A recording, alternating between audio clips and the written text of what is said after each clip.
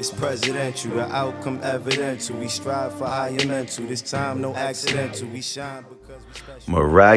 Miraculous day over here at the Read, Remember, Repeat Studios. And we kicking the show off doing something special. We showing love. Shout outs to my brother LeVar Jackson. He just put out a children's book. He's a children's author. Jamie's Day Before Pre-K. All you got to do is go online to Amazon. You type in his name, LeVar Jackson. And I believe the Kindle version is up and the paperback for your physical copy. LeVar is not only a children's author, but he's a school teacher. And this isn't his first rodeo with children. He has his own tutoring service, Sharpen Your Skills Tutoring. Hit us up. Let's get into him.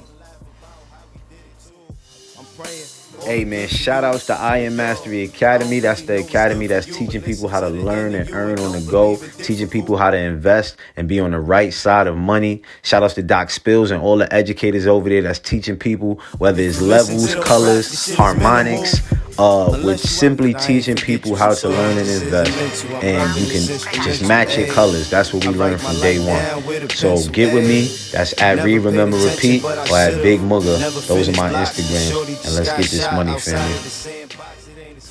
And big shout outs to NYCJAA. If not us, then who? Back to my roots for pushing the culture forward. Talking about big kits, bread loaves. They gave back the other day about a couple of 100 turkeys for Thanksgiving. Christmas is coming up, and I know they are doing an annual Christmas toy drive. Anything to push the culture forward positively, I salute. Shout outs to you guys over there doing your thing, man. Word.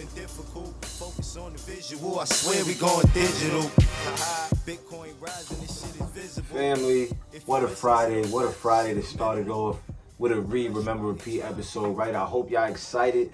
Let's get it going, you know what I mean? Let's get it going. The book is almost done, you know what I mean? We on page 203, gotta end it out at 248, you know what I mean? So, without further ado, it's your host with the most, Michael Boyd. Let's go, let's get into it. That's the absolute worst attitude your employees can have. Walking around on eggshells and hoping that they're not on your verbal victim, that they're not your next verbal victim. You want them to feel respected, to feel free to offer opinions and insights. You have to remember they're around you every day and see things that you might miss, which means that they might be able to identify certain mistakes before you do. Empower them to express those opinions to you. If you can promote dialogue and encourage feedback, you might gain some valuable information. That could help you avoid obstacles before you hit them yourself. On the other side of the coin, if you happen to be that employee who's screamed at all the time, you need to do some self-evaluation. Look in the mirror and ask yourself, why did I get singled out for this role? You didn't apply for the position of whipping boy, but that's the position you found yourself in. A quick note on the term whipping boy. You might think it comes from slavery, but it actually refers to a practice with young princes in Renaissance Europe.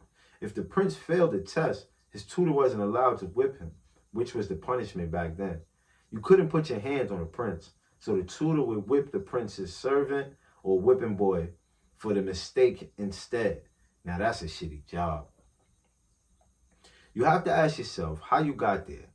What sort of energy did you project to your boss that told them you're the one they can be most comfortable yelling at? Did you come off as someone who seemed timid and wouldn't push back? Or did you register as the type of person who would be looking for a confrontation? Remember, a lot of folks, even if they're not conscious of it, seek out people they can have drama with. Whatever sort of energy you're able to identify, you need to change it. Try projecting a more strong-willed or less acquiescent energy depending on the situation. If you don't notice a change in your boss's attitude in 30 days, that's when you start looking for a new job. Once you have been cast in the role of the whipping boy or girl, it's very hard to rebrand yourself. It's not like Floyd is going to start treating Bobby differently and then promote him to a better position. Bobby feels some sort of emotional need, and Floyd is going to keep him right where he is. Don't let yourself become the Bobby of your workplace. Admit that you made an error in the type of energy you initially presented, and then look to move on. But still, Make sure to learn from the situation. The next time you sit down for an interview, make it clear that you're there to produce, not have someone's emotional baggage dumped on you. Now, the boxing promotions game is one of the most ruthless ones out there. I was in it for a while and can attest that it's as cutthroat as hip hop or even drugs. Take a look at Mike Tyson. He is not the type of guy you take money from. Mike is the furthest thing from a sucker, but even he got taken by Don King. It's just very hard to avoid as a fighter. Boxing isn't like other professional sports where there's a league overseeing the business side of things. If you're an NBA rookie and hire a crappy agent, you're still going to get paid. Same with the NFL. The league puts all sorts of provisions in place, rookie contract skills, minimum salaries, etc. to essentially protect you from yourself. Not to mention, they tell you who to play and when to play them. They don't leave any of the thinking and planning to you. You just got to show up and play. Boxing doesn't provide the sort of infrastructure. You're essentially an independent contractor, and it's on you to make the deals happen, to determine who you're going to fight and when, and for how much. For guys who usually don't have much in the way of business experience, that's a lot to consider. It's not that boxers are dumb. Fighting requires a tremendous amount of mental focus. You can take a few plays off in basketball or jog a couple of routes in football, but take even a half second off in boxing and you're liable to get knocked the hell out. Boxers have to pour everything that they have into what happens in the ring. They just don't have the bandwidth to focus on the details with the same intensity outside of it. They feel like they need someone else to orchestrate the business for them. And this is why people like Don King and Bob Arum have such an easy time stepping into that void. Boxing is the only sport where the lions become afraid of mice. Family, y'all know what time it is. Read, remember, repeat. Sauce. In an interview with Oprah's O Magazine, Jay-Z listed 5 books that made a huge difference in his life. The Seat of the Soul by Gary Zukav, The Celestine Prophecy by James Redfield, The Odyssey by Homer, Outliers by Malcolm Gladwell, Purple Cow by Seth Godin. Now, if you're familiar with any of these books, you'll see that there is a very obvious common thread: greatness, happiness, self-fulfillment, and world domination. And we are back. I hope y'all caught that sauce right there. You know what I mean? Let's apply it right back to it. Fighters earn the money, but they don't trust themselves to get the deal done. Even if that's how they present themselves publicly, they depend almost completely on someone else to figure out the money. One time, Floyd asked me to go with him to a meeting with a company that wanted to start a boxing equipment line for him. They were going to put his name on gloves, cups, boxing shorts, and other gear and sell it in outlets like Walmart. It was a very professional presentation, and the whole time Floyd seemed engaged, he gave the company's executives positive affirmations when they addressed him, and he asked small questions from time to time. But when we got back into his car after the meeting, he turned to me and asked, "Yo, Five, what them people was talking about?" It struck me that even though he seemed to be concentrating and staying engaged, he didn't trust that he understood what he heard. He needed someone he trusted to confirm the information for him. It was safe to ask me because we were friends at the time. He could trust me not to try to steer him in the wrong direction or try to slice off too big a piece of the deal myself. I had my own money and didn't need to eat off my friend. Most people aren't in my situation, and most people aren't his friend. That means that almost every other time Floyd walked into a meeting, he was depending on someone else to confirm what he heard.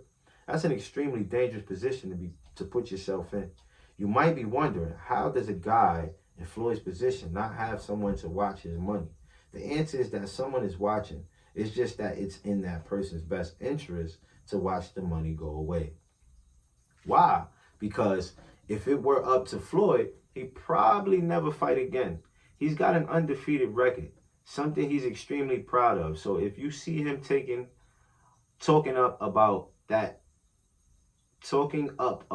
that doesn't seem to make sense, like fighting the MMA star Conor McGregor or the Japanese kickboxer Tenshin Nasukawa, it means one thing: the money is gone.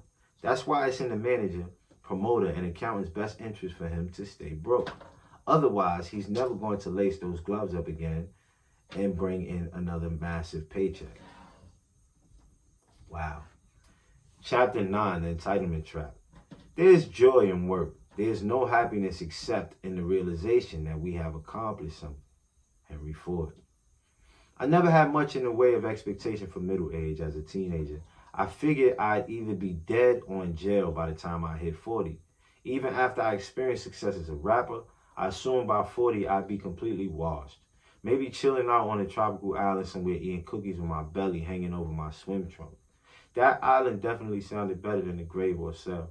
But I can't say I was excited about the prospects of growing old. Everything exciting in my life, I assumed, was going to happen in my 20s and early 30s, and yet here I am today, starting middle age, staring middle age square in the face, and I feel as enthusiastic about what's ahead of me as I have at any time in my life.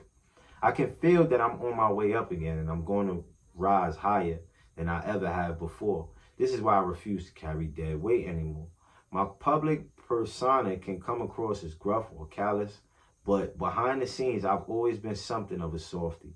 I've had a bad habit of tolerating counterproductive characteristics in people because I feel bad for them. It's almost as if I somehow blame myself for them not realizing their dreams. Pity apparently makes for foolish allowances. But as I grow older, the one thing that becomes clearer to me each and every day is that I don't owe anyone a thing, and neither do you. Some people are not built to make it. That might sound harsh, but all my experiences have taught me that it's true. No matter how much support you provide them or love you show, their lowest habits are going to pull them right back to whatever struggle they came from. That's why one of the keys to being able to hustle smarter is learning how to identify these kinds of people before they drag you back down to the bottom with them.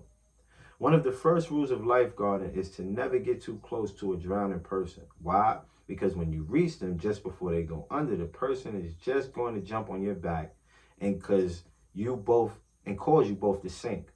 You always want to try to keep something afloat, a board or a piece of wood between you and the person you're trying to rescue. If they get too close, punch them dead in the face and get them off you. Otherwise, you're both going to die. Life can be like that too. You want to save people, but in order to do it without you both getting pulled under, you need to keep a little distance. That is not to say you should never try to help. Does it feel good to put a person on to a new opportunity?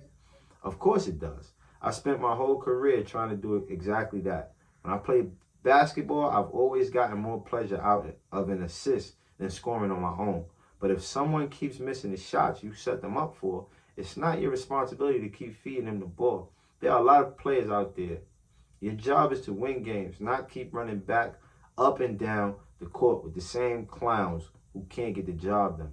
Time to call for a sub. Most people, of course, don't like to be subbed in for. They feel they should get to stay in the game no matter how many shots they missed or turnovers they're made. They feel like they're entitled to that playing time. I've seen a lot of people pollute their potential after sipping from the well of entitlement. This is certainly true of many of the people I've been associated with over the years, even my own son. We're going to drop that off right there. Tomorrow's another day. That's page 209. Family, we did it. We ain't did it, but we almost there. Let's go. Good for you and listen to the end of you and don't believe in difficult. Focus on the visual. I swear we going digital. Bitcoin rising, this shit is visible. If you listen to those raps, this shit is minimal. And go to Amazon and get my new book, Grateful. Your boy is an author. What a time to be grateful, family.